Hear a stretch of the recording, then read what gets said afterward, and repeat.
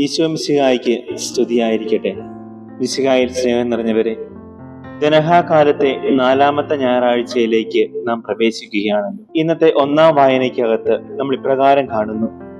ഉൽപ്പത്തി പുസ്തകം 29-ാം അധ്യായം 1 മുതൽ 14 വരെയുള്ള വചനഭാഗങ്ങളിൽ യാക്കോബ് തന്റെ ഭാര്യയായ റാഹേലിനെ കണ്ടുമുട്ടുന്നതും തുടർന്ന് യാക്കോബിന്റെ കിണറിനെ കുറിച്ചുമൊക്കെയാണ് നമ്മൾ വായിച്ചു കേൾക്കുന്നത്. രണ്ടാമത്തെ വായനയ്ക്കകത്ത് രാജാക്കന്മാരുടെ 2-ാം പുസ്തകം 17-ാം അധ്യായം 24 മുതൽ 28 വരെയുള്ള വചനഭാഗങ്ങളിൽ എപ്രകാരമാണ് സമരിയ ജനത രൂപപ്പെട്ടത് എന്നുള്ളതിനെ കുറിച്ച് നമ്മൾ കാണുന്നു. മൂന്നാമത്തെ വായന ഹെബ്രായർക്ക് എഴുതിയ ലേഖനത്തിനകത്ത് വാഗ്ദാനത്തിന്റെയും അവകാശങ്ങളെയും കുറിച്ചും ആ വാഗ്ദാനങ്ങളും അവകാശങ്ങളും വിശ്വാസത്തിൽ എപ്രകാരമാണ് കാത്തു സൂക്ഷിക്കേണ്ടത് എന്നുള്ളതിനെ കുറിച്ചുമാണ് നമ്മൾ വായിച്ചു കേൾക്കുന്നത്.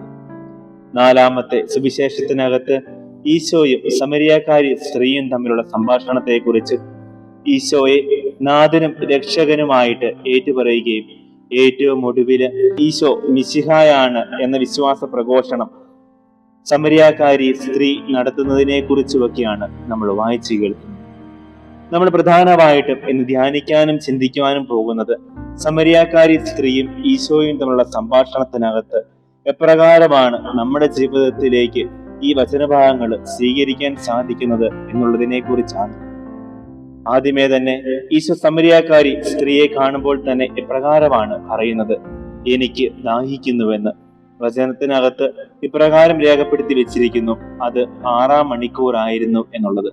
ഇതേപോലെ 6-ാം മണിക്കൂറിലും ഈശോ തന്റെ ദാഹം വെളിപ്പെടുത്തുന്നുണ്ട്. അത് കുരിശിൽ കിടന്നുകൊണ്ട് തനിക്ക് ദാഹിക്കുന്നു എന്ന് പറഞ്ഞുകൊണ്ട് ആത്മാക്കളെ രക്ഷിക്കുവാനും ആത്മാക്കളെ നേടുവാനും വേണ്ടിയിട്ടുള്ള ഈശോയുടെ ദാഹമാണ്. ഇതും വചനത്തിനകത്ത് 6-ാം മണിക്കൂറാണ് എന്ന് വ്യക്തമായി രേഖപ്പെടുത്തി വെച്ചിരിക്കുന്നു. അതിനാൽ ഈശോയുടെ ദാഹം വെറും ഭൗതികമായ ദാഹമല്ല, നേരെ മറിച്ച് ആത്മാക്കളെ രക്ഷിക്കുവാനും മനുഷ്യാത്മാക്കളെ രക്ഷയിലേക്ക് നയിക്കുവാനുമുള്ള ദാഹമാണ് എന്നുള്ളതാണ്.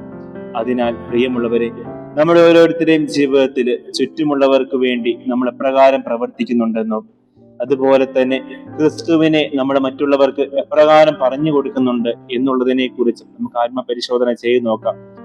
എനിക്ക് ആത്മാക്കളെ തരിക, ശേഷമുള്ളതെല്ലാം നീ എടുത്തുകൊള്ളുക എന്ന് പ്രാർത്ഥിച്ച വിശുദ്ധ ഫ്രാൻസിസ് സേവ്യറിനെ പോലെ ആത്മാക്കളെ നേടുവാനും അങ്ങനെ ക്രിസ്തുവിന് വേണ്ടി ജീവിക്കുവാനും നമുക്ക് സാധിക്കുന്നുണ്ടോ എന്ന് ആത്മപരിശോധന ചെയ്തു നോക്കാം.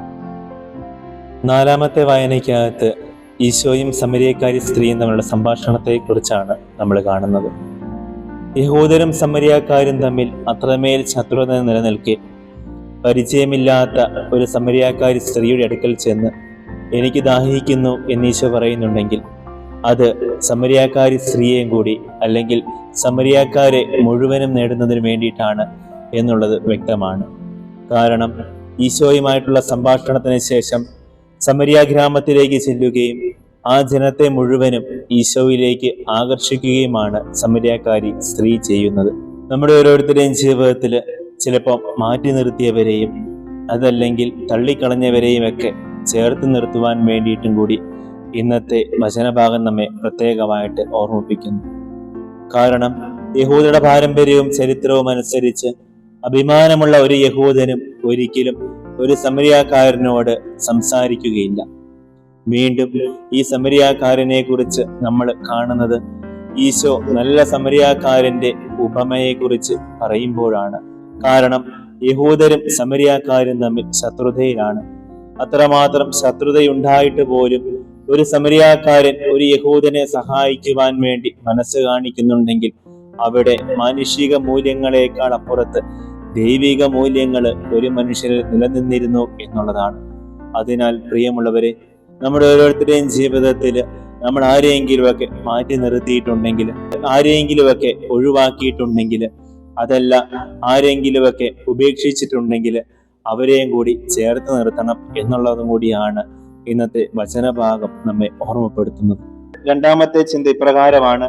യേശു അവളോട് പറയുന്നു, ദൈവത്തിന്റെ ദാനം എന്തെന്നും എനിക്ക് കുടിക്കാൻ തരിക എന്ന് നിന്നോട് ആവശ്യപ്പെടുന്നത് ആരെന്നും നീ അറിഞ്ഞിരുന്നുവെങ്കിൽ നീ അവനോട് ചോദിക്കുകയും അവൻ നിനക്ക് ജീവജലം തരുകയും ചെയ്യുമായിരുന്നു. ഇപ്രകാരം ഈ ജീവജലത്തെ സഭാപിതാക്കന്മാരും ബൈബിൾ പണ്ഡിതന്മാരും വിശേഷിപ്പിക്കുന്നത് പരിശുദ്ധാത്മാവിനെ കുറിച്ചാണ്. പരിശുദ്ധാത്മാവിനെ ചോദിക്കുന്നവർക്ക് എത്രയധികമായി പരിശുദ്ധാത്മാവിനെ നൽകാതിരിക്കുകയില്ല എന്നുള്ള കാര്യത്തെക്കുറിച്ചും ഈശോ വ്യക്തമായി പഠിപ്പിക്കുന്നുണ്ട്. അതിനാൽ പ്രിയമുള്ളവരെ, മാമോദീസായിലൂടെ നമുക്ക് ലഭിച്ച പരിശുദ്ധാത്മാവിനെ വീണ്ടും ഉത്തേജിപ്പിക്കുവാനും അങ്ങനെ പരിശുദ്ധാത്മാവിന്റെ കൃപകൾ കൊണ്ട് നിറയുവാനും നമുക്ക് പ്രത്യേകമായിട്ട് പരിശ്രമിക്കാം. എപ്പോഴും പരിശുദ്ധാത്മാവ് നിറഞ്ഞവരായി ജീവിക്കുവാൻ വേണ്ടി നമുക്ക് നിരന്തരം പരിശ്രമിക്കുകയും ചെയ്യും. വീണ്ടും ഇപ്രകാരം വചനത്തിനകത്ത് നമ്മൾ വായിച്ചു കേൾക്കുന്നുണ്ട്, ഞാൻ നൽകുന്ന ജലം അവന് നിത്യജീവനിലേക്ക് നിർഗളിക്കുന്ന അരുവിയായിരിക്കും. നിത്യജീവനിലേക്ക് പ്രവേശിക്കുവാൻ വേണ്ടി നമ്മുടെ ജീവിതത്തെ തന്നെ മാനസാന്തരത്തിലേക്ക് നയിക്കണമെന്നുള്ളതാണ്. ആ ജലം എനിക്ക് തരിക, പിന്നീട് ഒരിക്കലും എനിക്ക് ദാഹിക്കുകയില്ലല്ലോ എന്ന് സമരിയാക്കാരി സ്ത്രീ പറയുമ്പോൾ ഈശോ സമരിയാക്കാരി സ്ത്രീയുടെ ജീവിതത്തെയും അവളെ അനുതാപത്തിലേക്ക് നയിക്കുകയുമാണ് ചെയ്യുന്നത്. നമ്മുടെ ജീവിത സാഹചര്യങ്ങളെയും കുറ്റങ്ങളെയും കുറവുകളെയും ഒന്നും നോക്കാതെ നമ്മുടെ അടുക്കലേക്ക് കടന്നു വരുന്ന ആ നല്ല ദൈവത്തെ കാണുവാനും ദൈവത്തെ അന്വേഷിച്ചിറങ്ങിക്കൊണ്ട് നമ്മുടെ ജീവിതത്തിൽ മാനസാന്തരം വരുത്തുവാനും വേണ്ടി നമുക്ക് പ്രത്യേകമായിട്ട് ഈ നിമിഷം ഒന്ന് പരിശ്രമിച്ചു നോക്കാം. കാരണം ഫിലിപ്പിയർക്ക് എഴുതിയ ലേഖനത്തിനകത്ത് നമ്മൾ ഇപ്രകാരം വായിച്ചു കേൾക്കുന്നുണ്ട്, അവൻ ദൈവമായിരുന്നിട്ടും ദൈവവുമായുള്ള സമാനത നിലനിർത്തേണ്ട കാര്യമായി പരിഗണിച്ചില്ല. തന്നെ ശൂന്യനാക്കിക്കൊണ്ട് ദാസന്റെ രൂപം സ്വീകരിച്ച് മനുഷ്യനായി കാണപ്പെട്ടു. അതേ, കുരിശുമരണം വരെ അവൻ തന്നെ താഴ്ത്തി. നമ്മുടെ ഓരോരുത്തരെയും രക്ഷിക്കുവാൻ വേണ്ടി മനുഷ്യരുടെ ഇടയിലേക്ക് ഇറങ്ങി വന്ന ആ നല്ല ദൈവത്തെ കാണുവാനും അവനെ മനസ്സിലാക്കുവാനും നമ്മുടെ ജീവിതത്തിന്റെ പാപ സാഹചര്യങ്ങളെയും ജീവിത രീതികളെയും ഒക്കെ മാറ്റി ക്രിസ്തുവിലേക്ക് തിരിയുവാനും വേണ്ടി നമുക്ക് പ്രത്യേകമായിട്ട് ഒന്ന് പരിശ്രമിച്ചു നോക്കാം. ഏറ്റവും ഒടുവില് ഇന്നത്തെ വചനഭാഗത്തിനകത്ത് ഈശോ ഇപ്രകാരം പറയുന്നു, ആത്മാവിലും സത്യത്തിലും പിതാവിനെ ആരാധിക്കുന്നതിനെ കുറിച്ച്. ആത്മാവിലും സത്യത്തിലും പിതാവിനെ ആരാധിക്കുന്നത് അത് പരിശുദ്ധ കുർബാനയിലാണ്. കാരണം പിതാവായ ദൈവത്തിന് പുത്രനായ ഈശോ മിശിഹ നൽകുന്ന ഏറ്റവും പരമമായ ആരാധന വിശുദ്ധ കുർബാനയാണ്. വിശുദ്ധ കുർബാന കേന്ദ്രീകൃതമായ ഒരു ജീവിതം നമ്മുടെ ഓരോരുത്തരുടെയും ജീവിതത്തിൽ ഉണ്ടാകുവാനും വിശുദ്ധ കുർബാനയിൽ അടിയുറച്ച് ജീവിച്ചുകൊണ്ട് വിശുദ്ധ കുർബാനയിൽ പങ്കുകൊള്ളുമ്പോൾ നമ്മൾ പിതാവായ ദൈവത്തെ പുത്രനായ ഈശോ മിശിഹായോടും പരിശുദ്ധാത്മാവിനോടും കൂടെ ആരാധിക്കുകയാണ് എന്ന തിരിച്ചറിവോടുകൂടി ജീവിക്കുവാൻ വേണ്ടി നമുക്ക് പ്രത്യേകമായിട്ട് പരിശ്രമിക്കാം.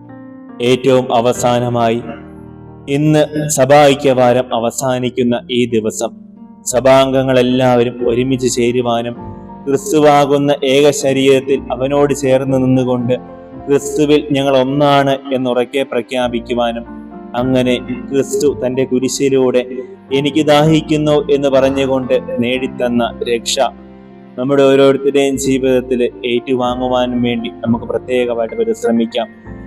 സമരിയാക്കാരി സ്ത്രീ തന്റെ ഗ്രാമത്തിലുള്ള എല്ലാ ജനങ്ങളെയും ക്രിസ്തുവിലുള്ള വിശ്വാസത്തിലേക്ക് കൊണ്ടുവന്നതുപോലെ നമ്മുടെ ഓരോരുത്തരുടെയും ജീവിതങ്ങൾ കൊണ്ട്, നമ്മുടെ ഓരോരുത്തരുടെയും പ്രവൃത്തികൾ കൊണ്ട്, നമ്മുടെ ഓരോരുത്തരുടെയും വാക്കുകൾ കൊണ്ട് ക്രിസ്തുവിനെ കാണിച്ചു കൊടുക്കുവാൻ, മറ്റൊരു ക്രിസ്തുവായി ജീവിക്കുവാൻ വേണ്ടി നമുക്ക് പ്രത്യേകമായിട്ട് പരിശ്രമിക്കാം. ആദ്യത്തെ പ്രഘോഷകയായ സമരിയാക്കാരി സ്ത്രീയെ പോലെ നമ്മളായിരിക്കുന്ന സാഹചര്യങ്ങളിൽ, നമ്മളായിരിക്കുന്ന ഇടങ്ങളിൽ ക്രിസ്തുവിനെ പ്രഘോഷിക്കാൻ വേണ്ടി നമുക്ക് സാധിക്കട്ടെ.